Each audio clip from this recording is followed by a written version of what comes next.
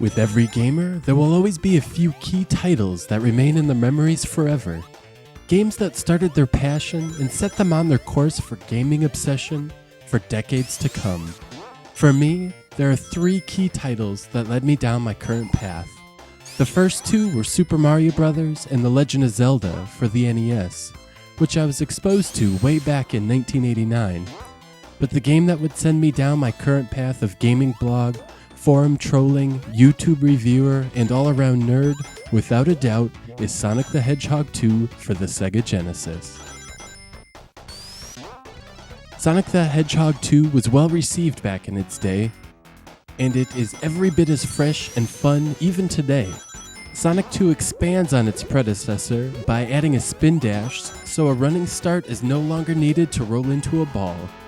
Eggman also returns with all new gadgets to challenge the blue blur. And in a tradition that continues to this day, it wouldn't be a Sonic game without a new character. In Sonic 2, that is Miles Prowler, more popularly known as Tails.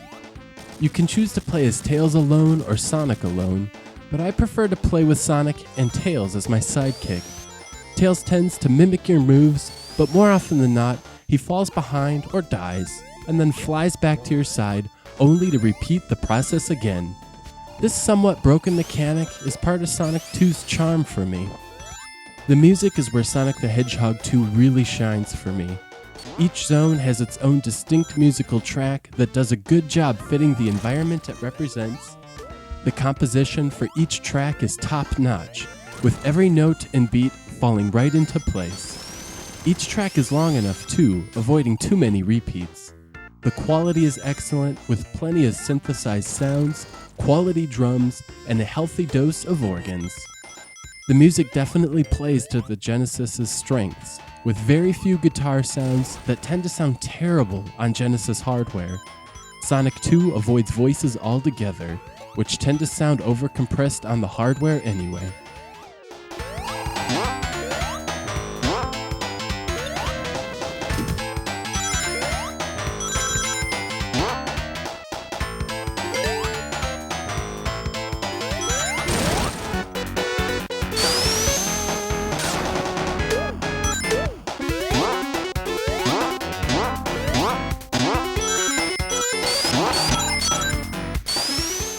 Sonic the Hedgehog 2 also represents a nice leap graphically over the first title.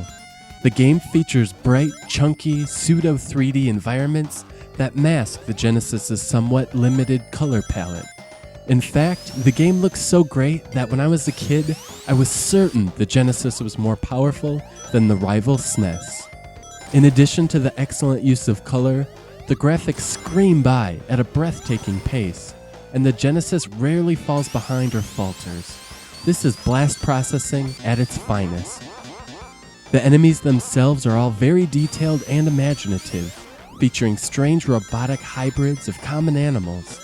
They all feature a few frames of animation and generally look great. But where Sonic the Hedgehog 2 really shines is the gameplay. Not only does Sonic still feature some of the tightest, most responsive controls ever found in a platformer, but the level design is still leagues ahead of the competition.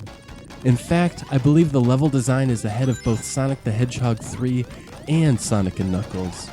Sonic the Hedgehog 2 was the peak of Sonic's game design. The levels are the perfect size and feature plenty of alternate paths to explore. Some paths offer quicker ways to the end of the level, and others offer more bonuses and rings. From start to finish, Sonic 2 wants you to both race through the levels at top speed, but also explore other routes to see what you can find.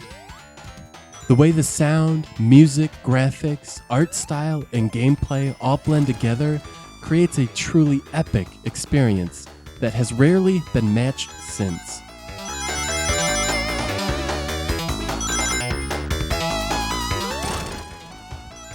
If you haven't figured it out yet, Sonic the Hedgehog 2 remains one of my favorite games of all time.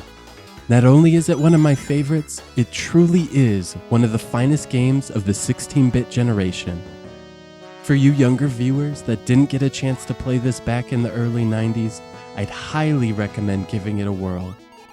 And if you're feeling brave, I tracked down a Genesis or Mega Drive and an original cartridge and experienced this the way I played this as a kid. It's truly a classic. I give it a perfect 5 out of 5.